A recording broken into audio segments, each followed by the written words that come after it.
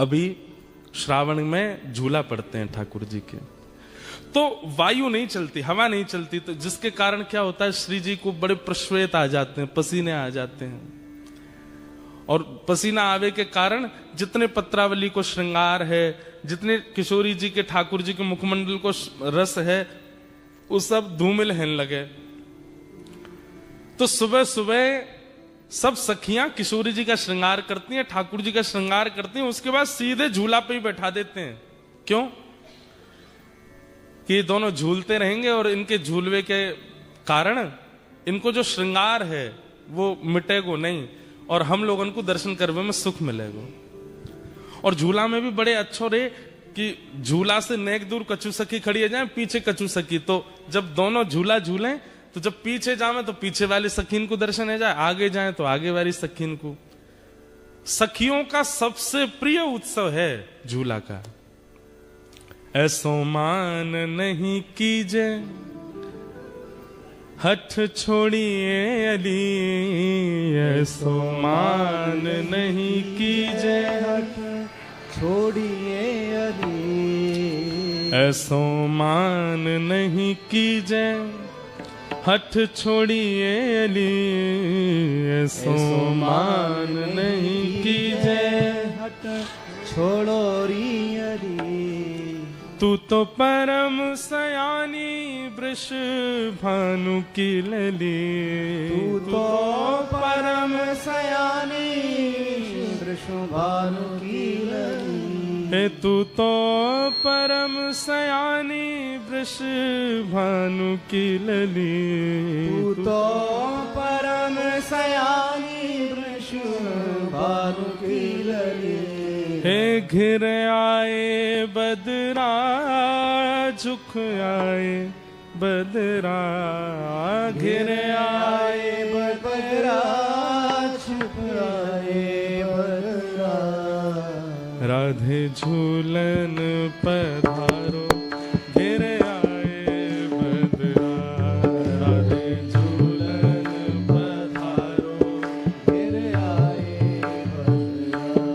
श्यामा झूलन पधारो घिर आए बदरा, श्यामा झूलन पधारो घिर आए। सब लोग गाओ। ओ घिर आए बदरा झुक आए बदरा, घिर आए बदरा झुक आए बदरा। ओ घिर आए बदरा झुक आए बदरा, घिर आए बदरा झुक आए बदरा। ओ राधे झूलन पधारो घेर आए बदरा, राधे पधारो घिर आए बदरा। ओ श्यामा झूलन पधारो घेर आए बदरा, श्यामा झूलन पधारो घिर आए बदरा। अब लीला सुनो। किशोरी जी मान क्यों कर रही? बैठ जाओ, हाँ सुन लो। ब्रज की लीला में एक नियम है कि जैसे प्रेम का एक स्वभाव होता है। अब देखो, हम बहुत अंतरंग लीला सुना तो रहे हैं किशोरी जी की, पर हमको बहुत भय लगता है सुनाने में कि पता नहीं कोई ऐसे ही मन चला तो नहीं सुन रहा कोई, नहीं तो फिर दोष लगेगा भाई हमको सुनाने का। किसी की निजी बातें सबके बीच सुनाना, उसमें जिसकी बात है उसको बुरा लगेगा कि नहीं, तुमने सबको सुना दी। लेकिन जब किसी योग्य को बताई जाती है, जैसे हमने किसी से कहा भाई हमने तुम्हारी पर्सनल बात उनको बता दी, अच्छा वो तो कोई नहीं मेरे फ्रेंड है उनको तो बता सकते हो। तो ऐसे ही श्री जी की, ठाकुर जी की निज बातें हम कह तो रहे हैं, पर हमको बहुत डर लगता है कि कहीं श्री जी हमसे यूं नहीं कहें, क्यों रे वह सभागृह में एक बैठो भोजन भट्ट, वो केवल भोजन करवे आयो भाई, लीला तो कोई मतलब नहीं। व्हाट्सएप इंस्टाग्राम चला तो सुन रहा मेरी लीला है, तू भाई वो सुनाया आयो। तो इसका हमको दंड तो मिलेगा। और पता दंड क्या मिलता है? अयोग्य के सामने लीला का प्रस्तुतिकरण करने से क्या होता है? फिर जो लीला सुना रहा है ना, उसको लीलाओं का कुछ दिन तक अनुभव नहीं होता, फिर कुछ दिन के लिए उसके चित्त से लीलाएं चली जाती हैं। इसलिए हमारी प्रार्थना है, अगर आप किसी और भाव में हो तो हाथ जोड़ के प्रार्थना है, एक भाव में आ जाओ और श्री प्रिया प्रियतम की नित्य लीला का श्रवण करो, और बड़े भाव से श्रवण करो। फोन वोन सब साइड धर देना, कोई और विचार करना नहीं। श्री ठाकुर जी प्रिया जी के साथ कैसी लीला कर रहे हैं और उस लीला में प्रेम कितना है, उस भाव को चित्त में धारण करके श्रवण करो, तो हमको फिर दोष नहीं लगेगा। बेमतलब में काय को ऑस्ट्रेलिया बुला के दोष लगाओ, इसलिए भाव से सुनो। तो बात ऐसी है कि प्रेम का एक स्वरूप होता है कि हम प्रेमी से सबके सामने स्पष्ट नहीं बोलते। जैसे जिससे हमारा प्रेम होता है, अगर वो कभी सभा में हमको मिल जाए, बहुत सारे लोगों के साथ हमको मिल जाए, तो हम इशारा कर देते हैं। वो एक शायरी जैसी है, हाँ, नजर से नजर ने मुलाकात कर ली, रहे दोनों खामोश और बात कर ली। बस आंखों से ही हो जाती है कि ऐसे। जो भी आप लोग स्त्री पुरुष ही मत समझना, अब कभी कभी भाई भाई भी कर लेते हैं इशारों में बात। जैसे घर में मेहमान आते हैं, मम्मी ने समोसे मंगाए, बच्चों से कही भटक मत जाना इसके पास में, वो फूफा जी आ रहे हैं लंदन वाले, वो खाएंगे। बच्चे कह रहे, हे फूफा जी आप पेट भरे आना, खाना नहीं छोड़ जाना, तो हमको तो भी मिल जाएंगे। बाल्यकाल में बच्चों के संग ऐसे ही होता है। तो जैसे ही फूफा जी आते, बच्चे बड़े अच्छे, फूफा जी आ गए, आपके लिए समोसे बनाए मम्मी ने, बैठो। फूफा जी बैठ गए। अब जैसे फूफा जी चाय पी रहे हैं, लड्डू खा रहे हैं, समोसे नहीं उठा रहे, तो दोनों भाई इशारा करते हैं, अब तो हमको मिलेंगे, अब तो हमारे हो जाएंगे। तो ऐसे प्रेम का एक स्वरूप होता है कि आप इशारे में ही अपने प्रेमी को स्थिति बता देते हो। श्री जी और ठाकुर जी सदा भीड़ में ही रहते हैं। क्यों? श्री जी के संग 8 सखी रहती हैं और ठाकुर जी के संग 8 सखा रहते हैं, तो अपनी निज बातें कैसे हों? तो श्री जी इशारा कैसे करती हैं? अपने श्रृंगार से ठाकुर जी को इशारा करती हैं। अगर श्री जी ने नीली ओढ़नी पहनी हो, तो मानो ठाकुर जी को संकेत कर रही हैं कि इस बार की पूर्णिमा पर, इस बार की पूर्णमासी पर कोई नीला तालाब, नीला सरोवर, वहां मिलेंगे, वहां लीला करेंगे, वहां रास बिहार करेंगे। फिर ठाकुर जी नीले ओढ़नी से तो समझ गए कि भाई जो है कहीं श्री जी सरोवर का संकेत करें। काली ओढ़नी हो, वैसे तो काली श्याम ओढ़नी ठाकुर जी ही धारण करते हैं, लेकिन कभी कभी श्री जी धारण कर लेती हैं, तो ठाकुर जी समझ जाए, ओहो काली ओढ़नी मतलब अमावस्या, चंद्रमा नहीं होना चाहिए। और फिर काली ओढ़नी हो, उसमें थोड़े थोड़े सितारे जैसे जड़े हों, तो ठाकुर जी समझ जाते हैं कि द्वितीया तृतीया का चंद्रमा हो जिसमें तारे टिमटिमा रहे, उसमें मिलने की आज्ञा कर रही हैं। ऐसे किशोरी जी संकेत करती हैं। अब नीली ओढ़नी है, उस पर गुलाबी वस्त्र पहने हैं, तो मानो नीला सरोवर और उसमें भी कमल खिले हों, वो संकेत है। ये 2 संकेत हो गए। अब तीसरा संकेत क्या होता है? तीसरा संकेत ये होता है कि किशोरी जी से ठाकुर जी पूछते हैं, हे श्यामाजू, अब बोलते तो है नहीं, पर बस एक बार निहार के ठाकुर जी समझ जाते हैं क्या आज्ञा, अकेले आना है कि इनमें से किसी को लेके आना है। तो किशोरी जी अगर केवल एक बिंदी धारण करके आई हो, तो मानो संकेत कर रही है अकेले आना है। और अगर कपोलन पर पत्रावली बना रखी है गोल गोल, और बीच में 2 बिंदु हैं, तो ठाकुर जी दोनों कपोलन के बिंदु गिनते हैं कितने हैं। अगर बीच में एक बिंदी और 4 दोनों तरफ हैं, तो इसका मतलब ठाकुर जी कह रहे हैं अपने सखा नहीं लाने हैं हमको, इनकी 8 सखियां ही रहेंगी, 4 हमारे पक्ष में, 4 इनके पक्ष में। और मानो अगर पूरा यहां तक पूरा भर रखो है, पत्रावली अद्भुत धारण करके ठाकुर जी कह रहे हैं ओहो अब तो जरा भंडारा सबको लेके चलना है, इसमें एकांतिक नहीं है। तो ऐसे किशोरी जी संकेत करती हैं। एक दिन किशोरी जी श्रृंगार करके आई और ठाकुर जी के लिए सुंदर भाव विचार करके आई कि छाक लीला करेंगे। छाक लीला मतलब भोजन पाएंगे, और छाक लीला के भाव से किशोरी जी ने पूरा वस्त्र धारण किए। तो वस्त्र कैसे धारण किए? हरे कलर के सब वस्त्र पहने, उसका संकेत ये किया कि ठाकुर जी को संकेत कर रही है कहीं बगीचा में मिलेंगे। और उसमें भी केश जो है श्री जी के वो बेणी गूंथी हुई है। अगर बेणी पीछे है, नहीं दिख रही है, तो इसका मतलब ठाकुर जी को ये संकेत है कि वन में नहीं मिलेंगे। और वेणी अगर आगे है तो वेणी के भाव से संकेत है कि वेणी मतलब चोटी, वेणी के भाव से संकेत है कि घने वन में मिलेंगे। घने केश है ना, वो वेणी आगे है, उसमें पुष्प हो ना, तो उस पुष्प के फूल जहां खिलते हैं उस वन में मिलेंगे। ऐसे ऐसे संकेत करती हैं श्री जी।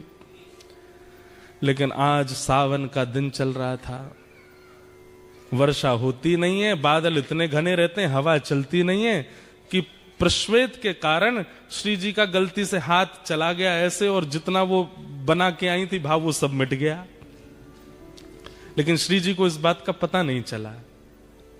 अब जैसे ही आई तो यहाँ सब सखियां और श्री जी, यहाँ ठाकुर जी और सब सखा, अब सब आपस में कर रहे हैं, बातचीत कर रहे हैं, कछु आनंद कर रहे हैं। और ठाकुर जी सब एक एक चीज ध्यान से परख रहे हैं, क्या आज्ञा कर रही हैं। अच्छा, हरे वस्त्र पहने मतलब वन में मिलेंगे, केश आगे हैं इसका मतलब सघन वन में मिलेंगे। ओहो, जूही के पुष्प लगे मतलब जूही के वृक्ष, जूही के पुष्प जहां खिलते हैं उस वन में खिले। लेकिन किशोरी जी आज एक संकेत बना करके लाई थी जिसमें छाक का आज्ञा कर रही थी। जैसे एक तो होता है बिंदु बिंदु बिंदु बिंदु बिंदु, ऐसे पत्रावली हो तो समझो कि केवल रास होगा, आप सखा लिया ना, हमारी सखी आएंगी और रास विहार करेंगे। लेकिन उस बिंदु के भी ऊपर सुंदर सुंदर कुछ आकृति बनी हो तो उसका संकेत ये होता है कि नहीं, छाक लीला होगी। सबरे सखांत कहीं अपने अपने घर तक कछु बना के लाएंगे, हमारी सखी सब बना के लाएंगे और फिर वहां बैठ के सब पामेंगे। तो आज छाक वाला श्रृंगार किया तो वो मिट गया। तो ठाकुर जी ने जब मुखमंडल की ओर देखा तो सब मिटा हुआ। ठाकुर जी कह रहे हैं कि श्री जी आज्ञा कर रही हैं मिलनो ही ना है, आज्ञा नहीं दे रही है मिलोगी। तो ठाकुर जी किशोरी जी से कह रहे हैं, किशोरी कह रही ठाकुर जी को समझ ही नहीं आया, बोले कि ये तो स्पष्ट बोल रही है कि मिलना ही नहीं है। अब सबके सामने बोले कैसे। थोड़ी देर वहां बैठ के सब चले गए। अब श्री जी ने सब सखीन सो कहीं, तू कड़ी बना के लइयो, तू खीर बना के लइयो, तू रबड़ी बना के लइयो, शाम सुंदर आमेंगे, उनको मक्खन बहुत प्रिय, तू मक्खन निकाल के लइयो, तू ऐसी ऐसी मोटे टिक्कर बना के लइयो। और सब सखीन सो कह दी। वहां सब सखा भी कछु कछु लेके आ रहे होंगे। सोचो कैसा प्रेम संपर्क था। ये व्हाट्सएप और इंस्टाग्राम वाला टाइम नहीं है। और ये स्वच्छंद प्रेम है, इसमें काम दूर दूर तक नहीं है।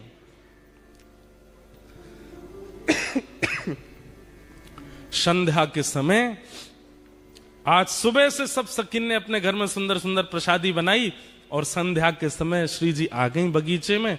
जैसा जैसा संकेत जहां का किया था उसी बगीचे में, उसी पुष्प के वन में आकर के श्री जी आके विराज गई।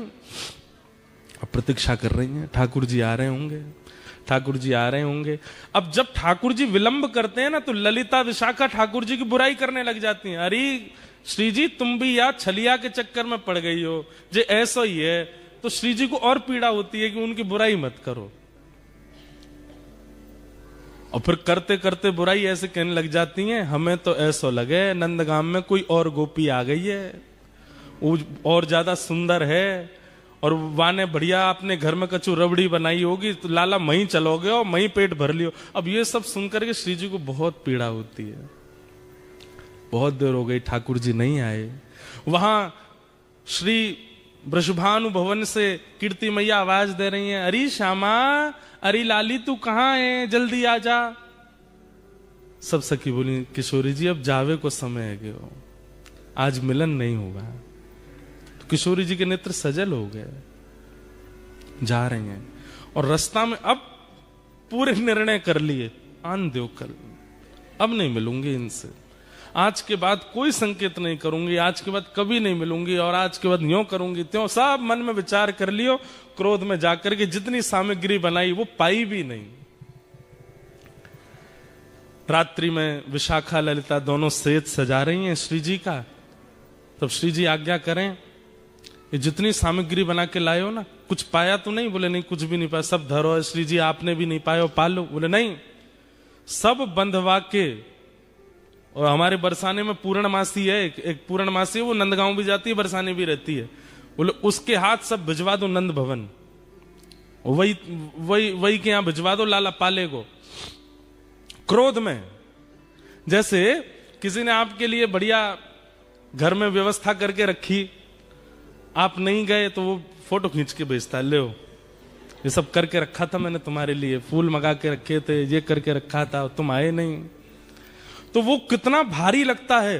हमारे साथ तो बहुत होता है ना, क्योंकि हम जहां भी कथा करने जाते हैं 10 लोग बुलाते हैं, वो हमारे घर आओ 2 मिनट के लिए आओ, तो हम कह आएंगे बनाएंगे। अब कोई बेचारा पूरी व्यवस्था करके रख लेता, जब नहीं जाते तो फिर कभी मिलता है, महाराज जी देखो मेरी बेटी सुबह से बैठी थी, हाथ जोड़ के बाहर खड़ी थी, आप आएंगे, दिया बुझ गए, तेल सारा खत्म हो गया घर का, लेकिन आप आए नहीं, हमने ये बना के रखा वो। अरे मैंने कि मैया क्षमा करो, फिर कभी आ जाऊंगा। तो ऐसा होता है। तो उसी भाव से श्री जी ने 56 भोग भिजवाए ठाकुर जी के पास। पूर्णमासी आई ठाकुर जी के पास आके बोली लाला इतकुआ, अरे पूर्णमासी कहा भर के लाई आज झोला में? बोले 56 भोग है। काय बात को?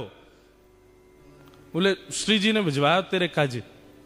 अच्छा आज कोई उत्सव हो बरसाने में, कोई मनोरथ हो? ना कछु ना। तो कहा के भेजो, काय मारे भिजवाए हुए सब? बोले कछु ना, क्रोध में भेजो है। ठाकुर जी की तो सांस रुक गई। मैंने कहा कर दियो, मुझे कहा गलती है गई। अब ठाकुर जी विचार कर रहे अपराध कहां बना, क्या हुआ, कैसे हुआ। तब अगले दिन फिर ऐसा नहीं है कि मिलते हैं एक ही जगह, यहां ठाकुर जी गैया चराने जाते हैं, श्री जी और सब सखियां जो हैं वो दही बेकन के लिए सब सखियां जाती हैं, श्री जी उनके संग जाती हैं, बीच में कहीं भी मिल लेते हैं और थोड़ी वार्ता हो जाती है। तो आज श्री जी रुकी ही नहीं, ठाकुर जी सामने से आ रहे हैं और श्री जी चलती चली गई। अब लाल जी पीछे चरणन में प्रणाम करें, हे श्यामाजू कहा है गो। किशोरी जी तो सुने नहीं, तो फिर ठाकुर जी ललिता जी के पास गए, हे ललिता जी आप बता दो कहा भयो, काई को नाराज बैठी हैं, ऐसो मैंने कहा कर दियो।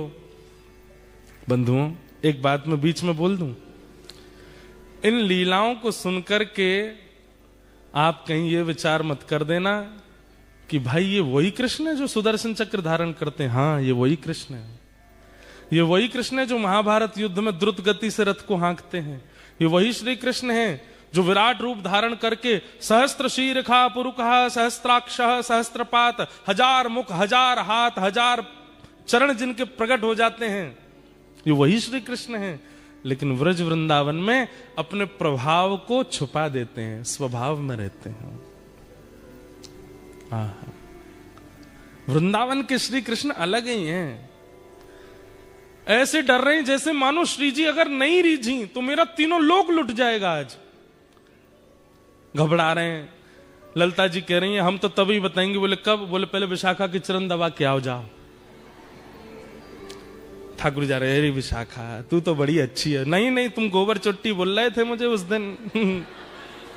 ना आज के बाद लाए बोलूंगा। बोल कहा बोलोगे? अरे तू तो रानी है, तू तो महारानी है। अरे विशाखा तू तो ऐसी है, तेरी भलैया ले लूं। नहीं आरती करो। बोले आरती करता हूं, तू जो कहेगी सो करूं। यूं बता दे श्री जी नाराज काहे क्यों है? सबरी गोपी अपने अपने काम करवा ले ठाकुर जी थे। अच्छा लाला तो एक काम कर, वो ऊपर गोबर उपला थापिया जा। ठाकुर जी गोबर थाप रहे। अरे तू बता दे बस काय बात ते नाराज है। जब खूब थक जाते हैं ठाकुर जी भी, तब बोले वादना श्री जी ने संकेत कियो, छाक लीला को संकेत कियो। रात में सब सामग्री बना के हम वन में प्रतीक्षा करती रही, ना आयो सखान को लेके। ठाकुर जी बोले कब? बोले परसों। बोले कैसे कियो संकेत? बोले पत्रावली बनी, पत्रावली में ऊपर ऊपर सुंदर सुंदर आकृति बनी, छाक लीला को संकेत कियो और नहीं आए तुम। अरे मैं तेरी सौगंध खा के कह रहा हूं, अब मेरी सौगंध मत खावे, मोह अभी जीनो है। ठाकुर जी बोले अरे तू जाकी के बाकी सौगंध खा के कह रहा हूं, मोह ना दिखे। ललिता विशाखा जी बोली नहीं नहीं हमें सब पता है, नंदगाम में कोई गोपी आई है, वाने रबड़ी बनाई, वाके घर। अरे तू जो कहेगी सो करूंगा, सौगंध खा के करूंगा, ऐसा कोई बात ना है, मुझे संकेत पता नहीं। चलो तब ललिता विशाखा बोली अब तो श्री जी को मनावे के काजे कोई योजना करनी पड़ेगी। ठाकुर बोले कहां करूं? तभी वन में देखी कि 2 वृक्ष और दोनों वृक्षन से एक बेल निकल करके, एक वृक्ष की बेल निकल के दूसरे वृक्ष पे जा रही है। ऐसी एक डाल है, हमारे ब्रज में आज भी ऐसी डाल हैं, और केवल ब्रज में ऐसी डाल हैं जहां वास्तविक स्वाभाविक झूला बने ही हुए हैं। ठाकुर जी ने वो जैसे ही देखो, ठाकुर जी बोले अब एक तरीका है, बोले कहा, बोले या कुछ झूला बनाऊंगा। ठाकुर जी ने सुंदर झूला सजायो, वहां पे पाटो लगायो, सुंदर वहां पे एक गद्दा बिछा दियो, वहां पे सुंदर पोशाक धर दी, इत्र आदि लगा दिए, सुंदर तैयारी करके बिल्कुल झूला झुलावे की। श्री जी झूला का एक स्वरूप है, जिनके घर पे है वो जानते होंगे। कितनी भी टेंशन में आप बैठे हो, कितनी भी दिमाग में कुछ भी चले, झूला पे जाके बैठ जाओ, आप बिल्कुल शांत हो जाओगे। जैसे झूला आगे पीछे झोटा लेगा ना, आपका मन अपने आप प्रसन्न हो जाएगा। और या फिर ऐसा कहो, प्रसन्न व्यक्ति ही झूला पे बैठता है। अब प्रसन्न व्यक्ति झूला, उसको कहो झूला, अरे मुझे नहीं बैठना, बैठो ना झूले पे। झूले पे वही बैठता है जो प्रसन्न हो। या फिर अप्रसन्न को बैठा दोगे तो उसका जितनी भी अप्रसन्नता है वो चली जाएगी। ये झूले का स्वरूप है। तब झूला तैयार करके तब श्याम सुंदर गए। ऐसो मान नहीं कीजे हठ छोड़िए अली, ऐसो मान नहीं कीजे हट छोड़िए अली। सब लोग गाओ। ऐसो मान नहीं कीजे हठ छोड़िए अली, ऐसो मान नहीं कीजे हट छोड़िए अली। तू तो परम सयानी वृष भानु की नली, तू तो परम सयानी वृष भानु की नली। तू तो परम सयानी वृष भानु की नली। तू तो परम सयानी वृष भानु की नली। हे झुक आए बदरा, गिर आए बदरा, झुक आए बदरा गिर आए बदरा।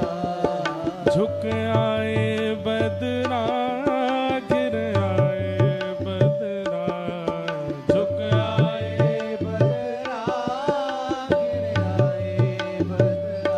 ओ राधे झूलन पधारो, घेर आए बदरा, राधे झूलन पधारो।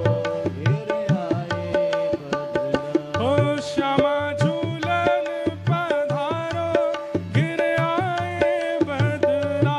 श्यामा झूलन पधारो गिर आए बदरा। बोलो झूला बिहारी बिहारणी सरकार की।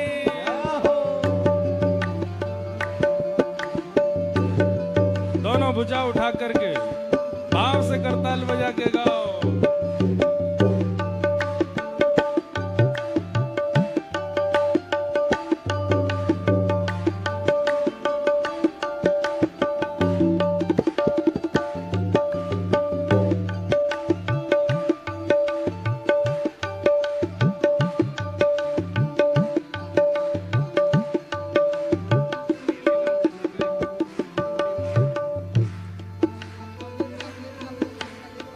अरे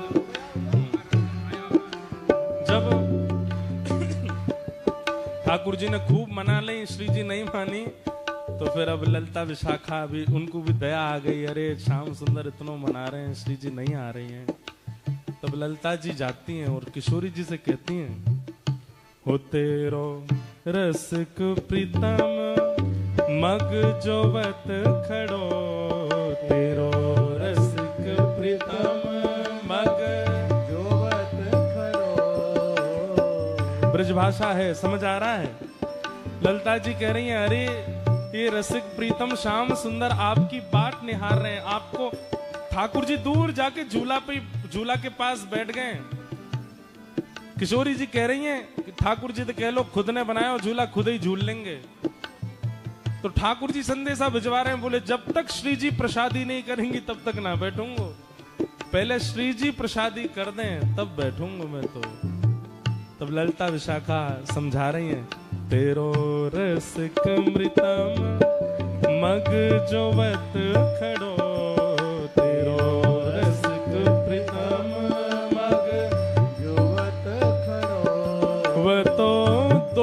कर जोरे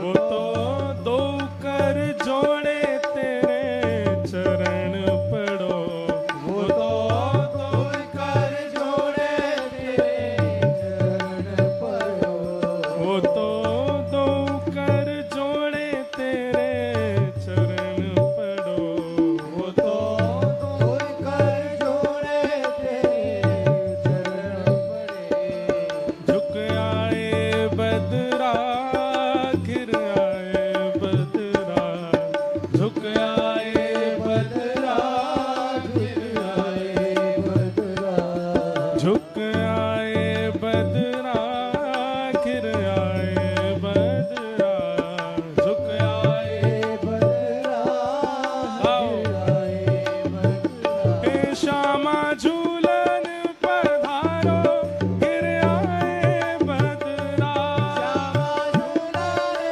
पधारो मेरे आए बदरा राधे झूलन पधारो घिर आए बदरा राधे झूला रे पधारो मेरे आए बदरा राधे झूलन पधारो घिर आए बदरा राधे झूला रे पधारो मेरे आए बदरा ओ घिर आए बदरा झुक आए बदरा घिर आए बदरा गिर आए बदरा घिर आए बदरा झुक आए बदरा घिर आए बदरा गिर आए बदरा हे श्यामा झूलन पधारो घिर आए बदरा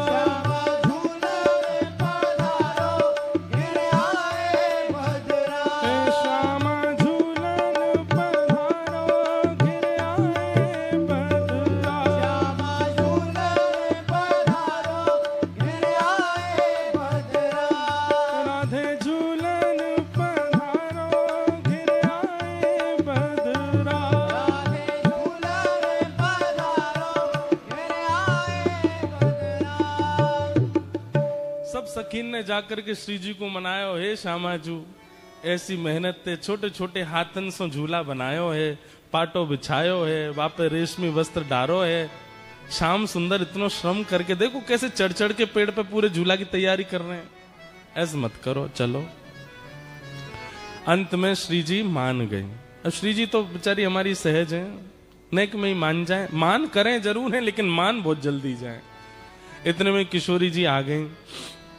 अब जैसे ही किशोरी जी आई तब तक ठाकुर जी ऋषिया गए ऋषियानो समझे ऋषियानो कहते के ऋषियाना एक अलग भाव है ऋषियाना का मतलब ये होता है कि जैसे पहले तो देख लो हमारी बात मान लो देख लो खा लो देख लो हमने बनाया आपके लिए प्लीज पालो देखो हम तुम्हारे लिए ये किया ये देख लो ऐसे मत करो जब फिर भी नहीं मानता सामने वाला तो फिर ऋषियाए वाला व्यक्ति जब आप फिर जाओगे तो अब मैं दूंगा नहीं ये होता है ऋषियाना ये गुस्सा नहीं है अब नहीं दूंगा अरे अब हम मान गए अब तुम चाहे जितने माने हो अब नहीं मिलेगा पहले देना था तो ठाकुर जी अब ऋषिया गए और जैसे ही ठाकुर जी ऋषियाए श्री जी आ गए अरे कहाँ है श्याम सुंदर बोला हाँ यहीं थाड़ो कहाँ पाटो काय को उठा लियो या मैं तो झूला में तो पट्टा उठा लियो ठाकुर जी ने वो धर दो ना ना हमारो झूला हमारो पाटो हमारी सजावट हमारे हाथ से भाई हम ही झूल लेंगे ले जाओ अपनी श्री जी को अरे बड़े घर की है इनको बड़े घर की चाहिए ले जाओ हमें हमने अरे देखो ऐसे मत करो बड़ी मुश्किल से तो मना के बोले मोह ना मनानो ले जाओ वापस ले जाओ इनको मैं अकेला ही झूल लूंगा यहाँ पे तो अब यहाँ पे दूसरा विवाद हो गया श्री जी और ठाकुर जी दोनों में थोड़ी सी होड़ है गई तो श्री जी बोली अब तक तो बोली नहीं श्री जी बोली मैं तो यहीं पे बैठूंगी और यही पाटे पे बैठूंगी ठाकुर जी बोले कोई जिद है मैंने बनायो मेरो पाटो आप कहीं को बैठोगे बोले मैं तो बैठूंगी तुम जाके दिखाओ यहाँ पे ठाकुर जी जान लगे तो सखीन ने घेर लिए बोले जान नहीं देंगे हाथ पाम बांध के पकड़ के बंसी बंसी तोड़ ताड़ के धर देंगी तुम्हारी हमारी श्री जी बैठेंगी अब तो बड़ी मधुर लीला। तो फिर ठाकुर जी बोले अब ठीक है बैठेंगे, लेकिन वो बात होती है ना जैसे छोटे बच्चों में होड़ होती है, नई कुर्सी लाए पिताजी। तो कई बच्चे ऐसे होते हैं कि कुर्सी खुलेगी तो पहले मैं बैठूं, जो कोई और बैठ जा तो वो इसी बात पे ही रोने लगते हैं कि ये क्यों बैठे, अरे तू अब बैठ जा। अब नहीं, मुझे पहले बैठना था। अब ठाकुर जी बोले मैं पाटो तो लगा दूंगा पर पहले मैं बैठूंगा। श्री जी बोली ललिता जी कह दो इनते, बोले बैठूंगी तो मैं ही पहले। ठाकुर जी बोले मैं पाटो लगा दूंगा, इन्हें झूलना, ये झूल लें, पहले मैं झूल के चलो जाऊंगा तब ये झूलेंगी। अब तो ऐसी स्थिति बन गई, सब सखी सब तो ललिता जी बोली एक काम करेंगे। बोले क्या? एक प्रतियोगिता रखते हैं, उस प्रतियोगिता में जो पार हो जाएगा वो पहले बैठेगा। ठीक है। आहा, कौन चढ़े पहले सुरंग हिंडोला, कौन चढ़े पहले सुरंग हिंडोला, कौन चढ़े पहले सुरंग हिंडोला, कौन चढ़े पहले सुरंग हिंडोला, सोई करत मनुहार हिये हित, सोई करे मनुहार हिये, रमक देत जोरा जोरा, रमक देत जोरा जोरा। ललिता विशाखा जी बैठ गई एक कोने में जाके, बोले अब आप दोनों कुछ करो जिससे हम रीझेंगी, उसको पहले बैठाएंगे। तो किशोरी जी बोली मैं बाद में करूंगी, पहले इनते करवाओ, ये जो करेंगे उसका काट मैं करूंगी। तो ठाकुर जी बैठ गए तुरंत और कहा करन लगे, गावत राग तान मधुर स्वर, गावत राग तान मधुर स्वर, गावत राग तान मधुर स्वर, गावत राग तान मधुर स्वर। और कैसा गा रहे हैं? कोटि काम चित चोरा। ये श्री हरिराय महाप्रभु जी का पद है, उनकी छाप पदों में होती है रसिक प्रीतम। एक पद हम गाते हैं कथा में, तलेटी गोवर्धन की रहिए, नित प्रति मदन गोपाल लाल के चरण कमल चित लइए, तन पुलकित ब्रज रज में लोटत गोविंद कुंड में रहिए, रसिक प्रीतम हित चित की बातें श्री गिरधारी जी सो कहिए। एक दूसरा पद हम गाते हैं, नैनन में ही राखूं पिया तो है, तुमरी एक रोम की छवि पर जगत वार सब लाखूं, रसिक प्रीतम संगम की बातें काहू सो नहीं भाकूं। ऐसे ही हम जब पद लिखते हैं ना, हमारे लाल जी जब कोई अनुग्रह करवाते हैं, एक लीला सुनाएंगे जो लाल जी ने प्रकट करी है, गिरधर लाल जी ने। तो गिरधर लाल जी के जो पद होंगे उनमें छाप होगी गिरधर, अंतिम शब्दों में लिखा आएगा गिरधर। तो समझ जाना कि ये लाल जी का पद है, गिरधर लाल जी का पद है। एक सुनाऊंगा लीला। तो श्री रसिक प्रीतम जी हरिराय महाप्रभु जी वल्लभ संप्रदाय वल्लभ कुल में आप आचार्य हुए, और आपका ये पद है। कह रहे हैं, बोले ठाकुर जी गायन करने लगे, और बोले सामान्य नहीं गा रहे हैं, बोले ऐसा गायन कर रहे हैं, ऐसा गायन कर रहे हैं कि कोटि कोटि काम कंदर्प दर्प दलन करने वाले लग रहे हैं ठाकुर जी। ललिता विशाखा तो मोहित हो गई ठाकुर जी पे, ऐसे ऐसे तान लेवे, ऐसे ऐसे गावे, ऐसे ऐसे मधुर स्वर कान पे हाथ धर के लगावे। ललिता जी तो सुध बुध खो करके और ठाकुर जी के पक्ष में ही जा रही हैं, पाटा लेके बैठी हैं दोनों। तो जिसको पाटा देंगे वो पहले बैठेगा। ललिता जी तो बिल्कुल तैयार है गई, बोले मैं तो इन्हीं को पाटो दूंगी। कैसे गा रहे हैं, देखो कितना मधुर है इनको स्वर। इतने में श्री जी ने आंख दिखाई, बोले माया जाल है, फंसना नहीं है इसमें, अभी हमारी बारी तो आने दे। गा रहे हैं ठाकुर जी। एक वार्ता आती है कि हमारे ब्रज के अष्ट सखाओं में एक सखा हुए श्री गोविंद दास। तो गोविंद दास जी एक बार गा रहे थे और गाते गाते सामने गुसाई जी बैठ के सुन रहे थे। तो गोविंद दास गाते गाते ऐसे करें, ढंग से गाओ, ऐसे नहीं करो, चलो प्रेम से गाओ। तो सामने बैठे गुसाई जी बोले किसको डांट रहे हैं, ये बगल में कोई बैठा तो है नहीं, लाला ऐसे नहीं ऐसे गाओ। तो फिर गुसाई जी पूछ पड़े, हे गोविंदा तुम किससे बात कर रहे हो? तो गोविंदास जी बोले गुसाई जी आपके मंदिर को लाला है, मैं जब जब गाऊं निकर के आ जाए, मेरे बगल में आके बैठ जाए और फिर कान पे हाथ धर के मेरे पीछे पीछे गावे, लेकिन बड़ा उद्यमी है, मैं जैसो स्वर लगाऊं वहां में एक स्वर अपनो लगा के गावे। तो समझा रहा हूं लाला ऐसे मत गावे। तो गोविंद दास की बात सुनकर के गुसाई जी के नेत्र सजल हो गए। बोले ठाकुर जी बैठे हैं? बोले हाँ। कैसे गा रहे हैं? बोले ऐसे गा रहे हैं। बोले मुझे दिखाई नहीं दे रहे ठाकुर जी। अरे रुको मैं कहूं इनते अभी नहीं, उनको संकोच मत कराओ, वो सहज हैं, उनको जैसे सहज है बैठने दो, मेरी वजह से उनको संकुचित मत करो। पर मुझे बस इतना बताओ, ठाकुर जी गाते हैं तो उनका स्वर कानों को कैसा लगता है?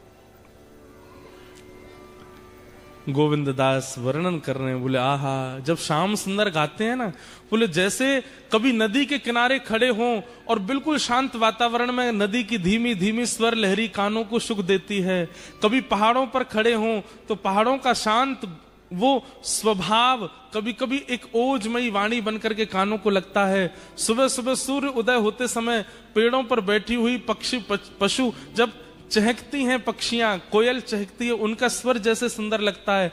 घने बादल हो रहे हो और उस समय वन में मोर कुहुक रहा हो और उसकी वाणी सुंदर हृदय को आनंदित कर देती है। मतलब प्राकृतिक जो स्वर है वो स्वर जितना सुख देता है, उस स्वर को भी, उस प्राकृतिक स्वर को भी 1000 गुना, लाख गुना, करोड़ गुना कर दिया जाए, वैसा सुख ठाकुर जी के स्वर में मिलता है। ठाकुर जी जब गाते हैं तब इतना सुख होता है। लेकिन लेकिन जब हमारी किशोरी जी गाती हैं तो ठाकुर जी भी फीके लगते हैं। किशोरी जी के सुर के आगे तो ठाकुर जी को सुर भी ना चल पावे। हमारी लाडली जी तो उनसे भी आगे। तो ठाकुर जी ने अपनी सबरे जोर लगा दिए, पहले झूला पे बैठ हुए को खूब गा दिए, ऊट पटांग जैसा उनको भाव आयो गा दियो। अब बारी आई किशोरी जी की। आहा, ठाकुर जी बोले देखो श्री जी कैसो गायो मैंने, अब गा के दिखाओ।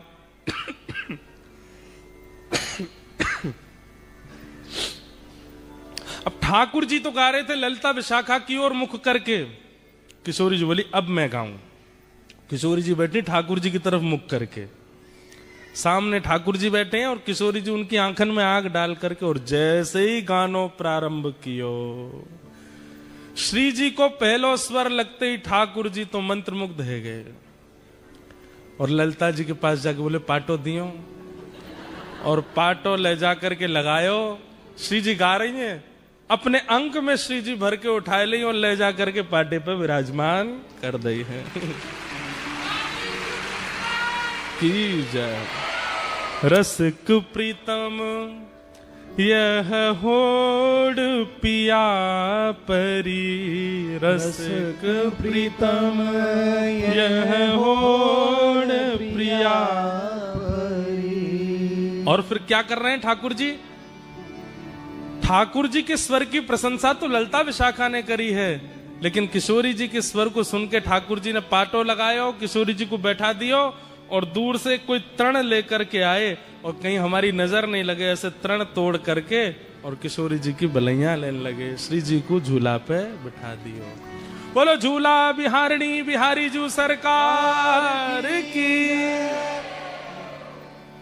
रसिक प्रीतम यह होड़ प्रिया परी, रसिक प्रीतम यह होड़ प्रिया पिया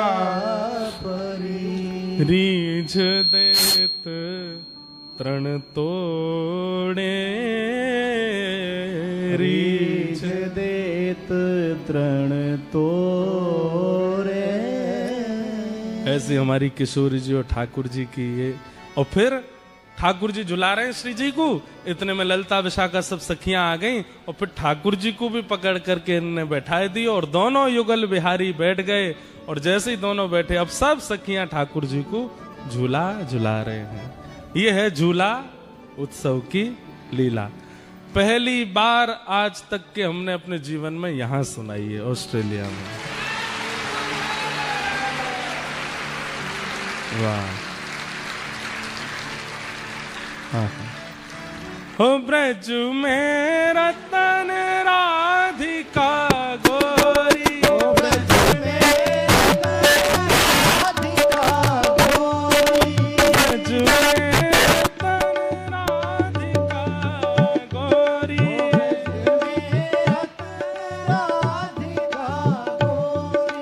ओ राधिका गोरी, राधिका गोरी, राधिका गोरी, राधिका गोरी, राधिका गोरी,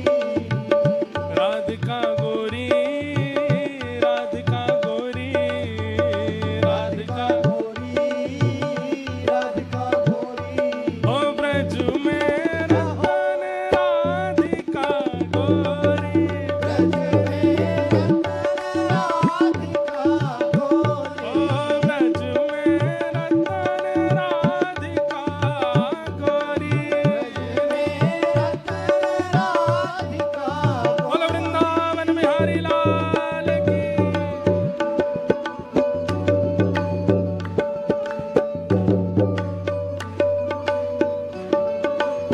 बोलो वृषभानु दुलारी की। अरे जय हो ने जोर तो बोलो, बोलो वृषभानु के जमाई की।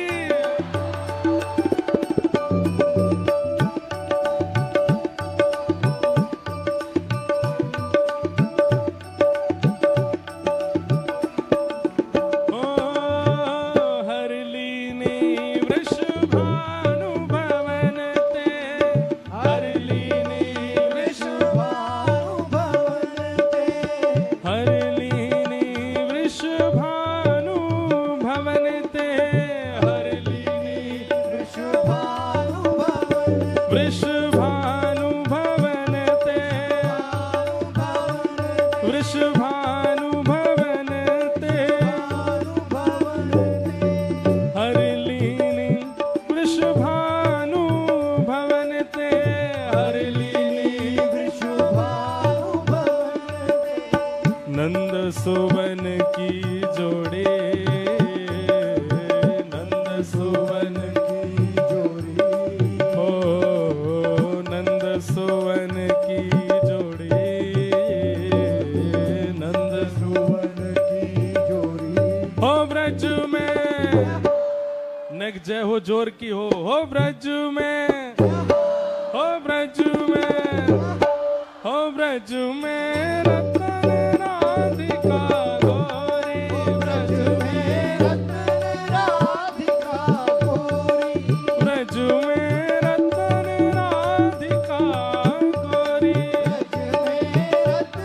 राधिका गोरी, हे राधिका गोरी, राधिका गोरी, राधिका गोरी, राधिका गोरी, ओ राधिका गोरी, राधिका भोरी, राधिका राधिका गोरी, ओ ब्रज में, आ ब्रज में, ओ ब्रज में रतन राधिका गोरी, ब्रज में राधिका गोरी, ओ ब्रज में रतन राधिका गोरी। राधिका गोरी, बोलो वृषभानु दुलारी की।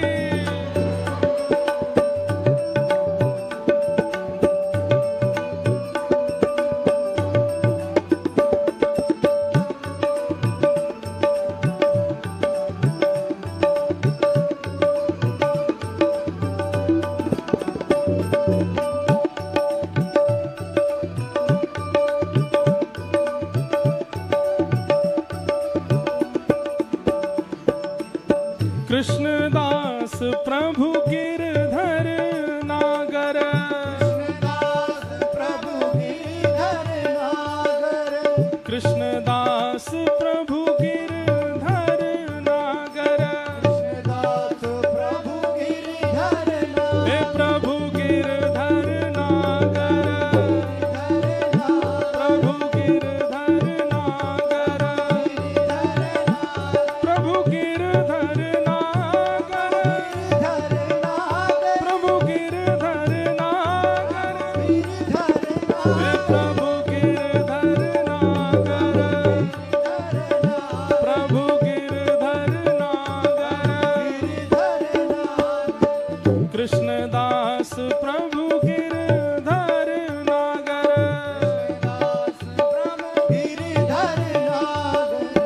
नागरी नवल किशोरी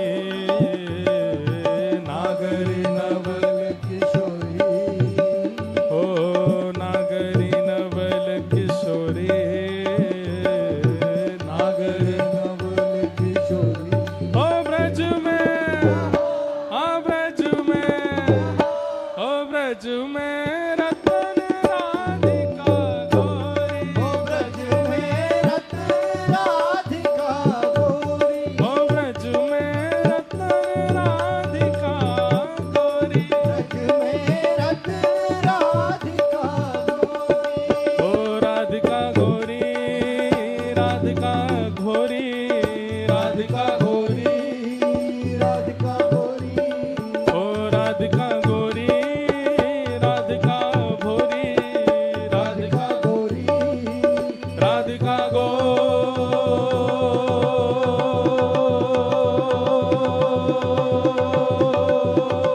गोरी ब्रज में अभी आवाज नहीं आ रही है आपकी राधिका गोरी राधिका गोरी राधिका गोरी राधिका गोरी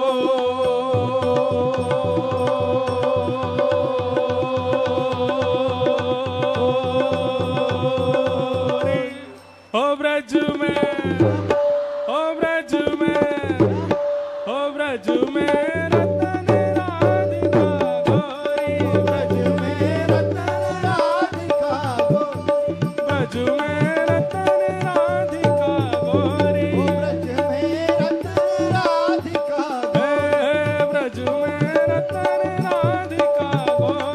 ब्रज में रतन राधिका गोरी जय राधे राधे श्री राधे राधे जय राधे राधे श्री राधे राधे जय राधे राधे श्री राधे राधे जय राधे राधे श्री राधे राधे राधे राधे श्री राधे राधे जय राधे राधे श्री राधे राधे जय राधे राधे विश्वभानु दुलारी बरसाने वारी श्री कृष्ण प्यारी हरिदास दुलारी जय राधे राधे जय राधे राधे श्री राधे राधे जय राधे राधे जय जय श्री राम जय जय श्री राम जय जय श्री राम बल वृषभानु दुलारी की पूछ री के लौटा की उप उप प्यारे क्या बात है वंशी वारे श्याम